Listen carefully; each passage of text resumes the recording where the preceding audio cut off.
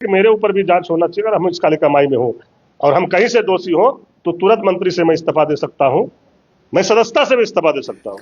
झारखंड की राजनीति में इन दोनों बयानबाजी तेज है। मंत्री संजय यादव जी ने हाल ही में बड़ा बयान दिया है कि बालू के खेल में कई जनप्रतिनिधियों को कमीशन मिलता है।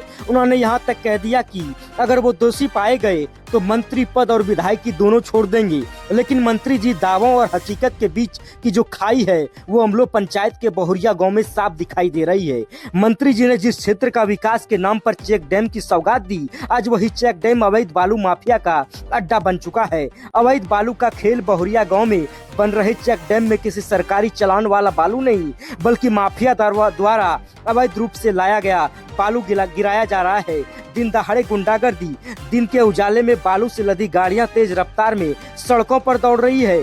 प्रशासन के नाक के नीचे डंपिंग का खेल जारी है।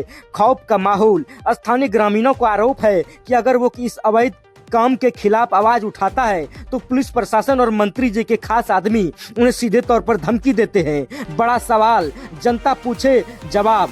मंत्री संजय यादव जी, आपके बयान सराहनीय है, लेकिन इन सवालों का जवाब कौन देगा? सवाल नंबर 1, सुरक्षा की जिम्मेदारी किसकी होगी? अगर इन तेज रफ्तार बालू माफिया की गाड़ियों से कोई दुर्घटना होती है तो उसका जिम्मेदार कौन होगा? पुलिस प्रशासन, जनप्रतिनिधियों, फिर वे माफिया? सवाल नंबर 2, माफिया का सिक्का कैसे चल रहा है? जब आप खुद भ्रष्टाचार के खिलाफ बोलने का दावा करते हैं तो आपके ही दिए गए प्रोजेक्ट में अवैध बालू का कैसे इस्तेमाल हो रहा है? सवाल नंबर 3, धमकी का राज क्या है? आवाज उठाने वाली जनता को आपके नाम पर धमकी क्यों दी जा रही है? क्या प्रशासन माफियाओं के आगे नतमस्तक है? मंत्री जी, राजनीति में पद छोड़ने की बात कहना आसान है, लेकिन धरातल पर अपने लोगों को सुधारना कठिन। बहुरिया गांव की जनता आज डरी हुई भी है और आक्रोशित भी।